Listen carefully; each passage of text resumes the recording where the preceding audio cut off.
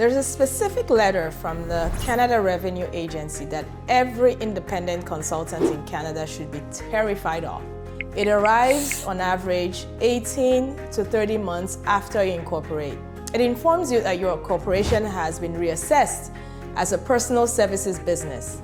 It tells you that you owe back taxes, often in the range of around $30,000 to $70,000, plus interest, plus penalties.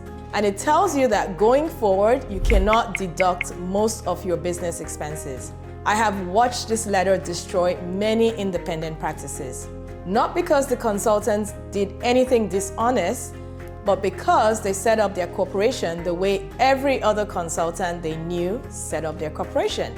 And they didn't know about a rule that the CRO enforces selectively but seriously. Today, we are going to ensure that that letter never arrives at your door. I am Kes Edafiogo, and this is Career Leverage. And today we talk about legal structure.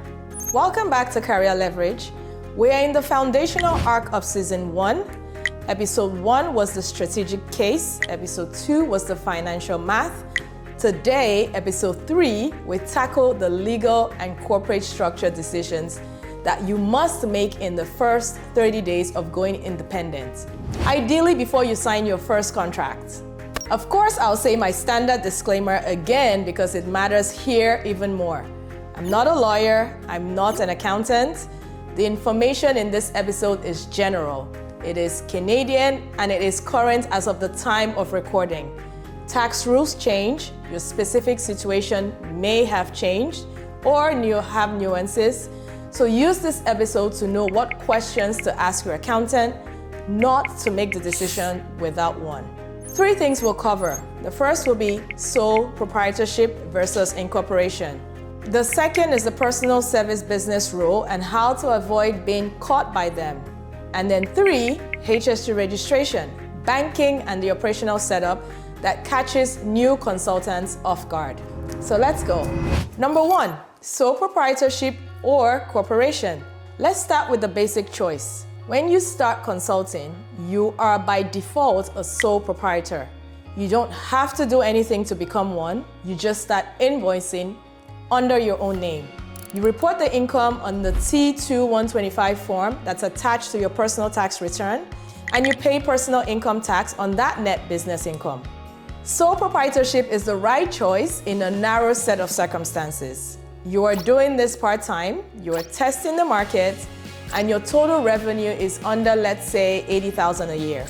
You have no employees. You have minimal liability exposure. You are okay paying your full marginal personal tax rate on every dollar you earn. For most senior consultants billing at the rates we talked about in episode 2, again, about $150,000 or more a year, sole proprietorship is the wrong structure. 2 reasons for that. The first is liability exposure and tax inefficiencies. On liability, if you're a sole proprietor and the client sues you for a project that went sideways, they are suing you personally, meaning your house, your investments, your savings, everything potentially exposed. A corporation provides a legal shield between you, your business, and your business activities.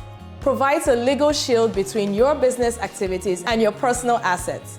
It is not absolute, but it is real, especially in financial services and government where contracts carry and certain clauses. On tax, as a sole proprietor, you pay personal tax on every dollar of net business income at your marginal rate. In Ontario, on income over about $180,000, that's hitting about 48%. Inside a corporation, the first $500,000 of active business income is taxed at roughly 12.5%. That doesn't mean you've avoided personal tax. You still pay it when you draw the money out. But it means you can keep money inside the corporation, invest it, defer the personal tax, and smooth your income over the years. So for most of you, the answer is incorporate. Federal incorporation runs about $200 in CRA filing fees, plus another $400 to $800 in legal or service costs. Provincial incorporation in Ontario is similar. The whole process with a competent service takes about a week. You get a name, you file your articles of incorporation, you get a business number, you open a corporate bank account, and you are operational. Now, here is the rule that catches independent IT consultant, business analyst, project management, finance professionals more than any other rule in the Canadian tax code. It is called the Personal Services Business Rule.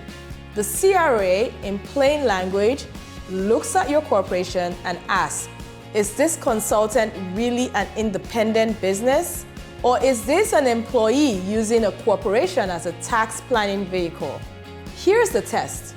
If you would be considered an employee of your clients, but for the existence of your corporation, and if you do not employ more than 5 full-time employees in your corporation, and the services are performed primarily by you, your corporation is a personal service business. When this happens, 3 things will change. 1, you lose the small business deduction. So your corporate tax rate will jump from about 12.5% to about 33% federally, plus provincial on the income from that contract. The second thing is you lose most of your expense deduction. The only expenses you can deduct are salary that is paid to you, and a few items related to selling property and all of that. No home office, no software, no professional development, no travel. The third thing is the CRA can reassess multiple prior years, so the back taxes and your interest can quickly compound. Now, when the CRA decides you're a PSB, they use what's called the Common Law Employment Test. The same test used in employment law. They look at 4 main factors. Control is the first one. Who decides when, where, and how the work is done? Tools. Who provides the equipment? Are you subcontracting? Can you send someone else to do the work, or only you are allowed to do the work? Financial risk. An opportunity for profit. Are you exposed to losses and able to grow your earnings beyond a fixed fee? If you have 1 client, you work full-time hours, you sit on their premises 5 days a week, you use their laptop, and you use their email, you attend every team meeting, and you have done so for 18 months, well, congratulations, you look exactly like an employee. The corporation does not save you from that perception. The CRA sees through it. So how do you avoid the PSB designation in practice? A few principles. Number 1, diversify your client base. The single biggest red flag is 1 client, 1 full-time engagement, multiple year. Aim to have at least 2 clients at any time, or to demonstrate rotation of clients over time. Use your own tools where possible. So your own laptop, your own phone, your own email domain for non-confidential work. Bill on a time and materials or on deliverables basis, not a salary equivalent. Document the project, the nature of work, your statement of work, your defined deliverables, the project start and end dates. Don't write your invoices as though they were timesheets for the same 40 hours every week or every month, indefinitely. Beyond incorporation and the PSB question, there is a set of operational tasks that you must handle in the first 60 days. Let's run through them. The first is HST registration. If you have total revenue from taxable supplies, you will exceed $30,000 in any 4 consecutive calendar quarters, which it will immediately for senior consultants. You must register for HST. So in practice, register the moment you incorporate. You will then charge 13% HST on your invoices in Ontario. Collect it from your clients and remit it to the CRA, typically quarterly. You can also claim impute tax credits for HST you pay on business expenses. So it works in your favor to track everything. Corporate bank accounts. On banking matters, you must open a separate bank account in your corporation name. Do not commingle personal and business funds ever. This single hygiene practice will save you accounting fees and CRA headaches for years. Most Canadian banks offer basic business accounts for about $15 to $30 a month. Pick one, set it up, and use it exclusively for business income and expenses. And then you have corporate credit cards. You can get a corporate credit card in your corporation's name, use it for all business expenses. Your accountant will definitely thank you, and your future self will also thank you. For bookkeeping, you can use things like QuickBooks, Xero, Wave, or any other modern cloud-based system. Just pick one. Set up your chart of accounts with your accountant and reconcile monthly. If you do not have a system for tracking your income and expenses in real time, you will be reconstructing 12 months of receipts every February, and you will hate your life. For errors and omission insurance, most senior consulting contracts, especially with the banks and government clients, will require you to carry professional liability insurance, typically around $2 to $5 million of coverage. The premium for that will run between $1,200 and $3,000 a year.